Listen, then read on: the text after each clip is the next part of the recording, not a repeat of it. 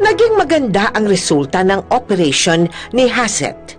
Tuwang-tuwa si Lorelie dahil ang buong akala nila ay tuloy-tuloy na ang paggaling nito. Hanggang sa...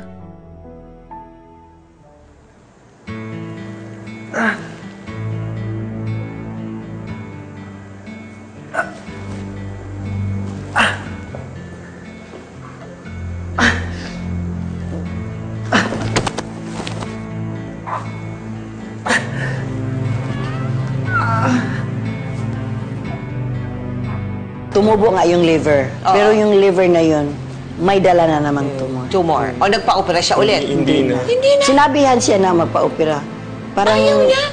So, nag-alternative kami. Alternative. Pinasok na namin yung Alternative alternative. medicine. Yeah. Oo. Kaso nag-resort kasi siya ng chemo.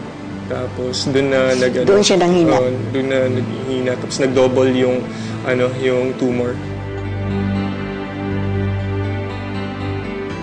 Punta.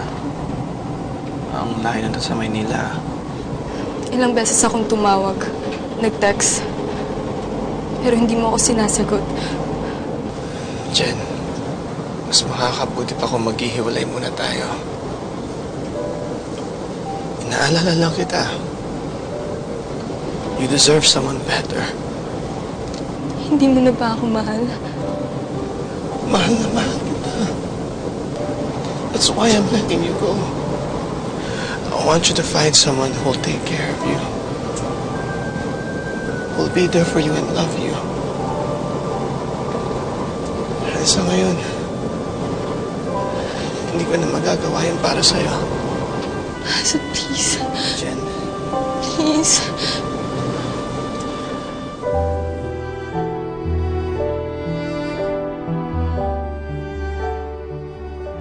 Bukod sa mga gamot na ipinapainom sa kanya ng doktor, nagtungo si Hassett sa Subic para sumailalim sa isang alternative medicine treatment upang labanan ang kanyang lumalalang sakit na cancer.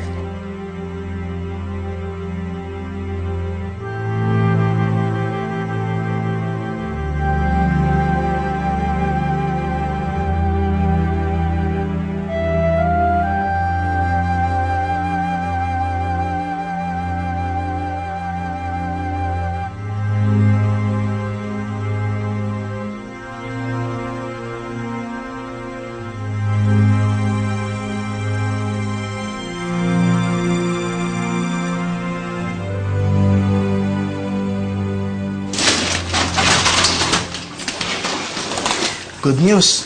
Maganda ang response ng treatment sa katawan ni Hassett. Kaya, in a day or two, pwede ka na ma-discharge. Diyos ko! Salamat naman! Anak, narinig mo yun, makaka-uwi na tayo! Thank you po, Doc, ha? Uwing-uwi na po si Mama, eh. Miss na po nga po niya. Basta wag mong kalilimutan yung mga medications mo, ha? You cannot afford to tire out your liver. Opo, Doc. Promise po, gagawin ko po lahat ng bilin niyo para gumaling po ako. Okay. Sige, congratulations, ha? And, sige po, Mrs., mauna na po ako. Dok, salamat po ulit, ha? Salamat. Sige, thank you. Thank you po. Okay.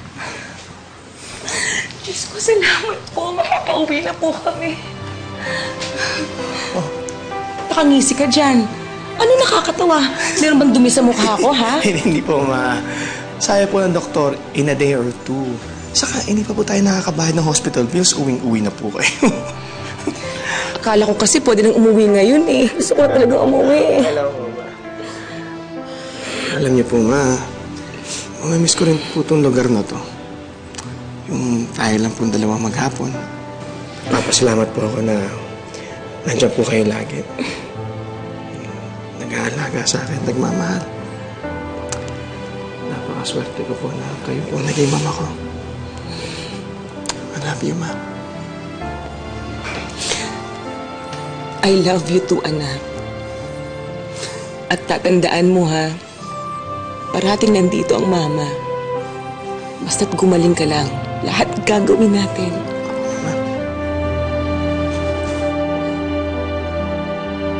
Akala nila'y tuluyan na ang paggaling ni Hassett. Pero lingid sa kanilang inaasahan, lumabas na yung results ng lab test mo. Hassett, yung tumor na tumubo sa'yo noon, nag-double in size. So, kinakailangan kumilos tayo, no? Para hindi tuluyang kumalat yun sa ibang parte ng katawan.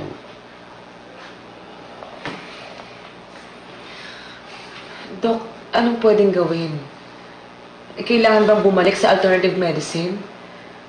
O surgery? O chemotherapy? Hindi pa natin nasusubukan yun, di ba? Nasa inyo po yun. You can go back to alternative treatment or you can do chemo or you can do both. Sige po, Doc. Pag-uusapan na lang po namin kung anong mas mainam gawin. Sige, Hassett. Just let me know as soon as possible. Hindi tayo pwedeng mag-aksaya ng oras. Importanteng masimulan ang treatment. The sooner, the better.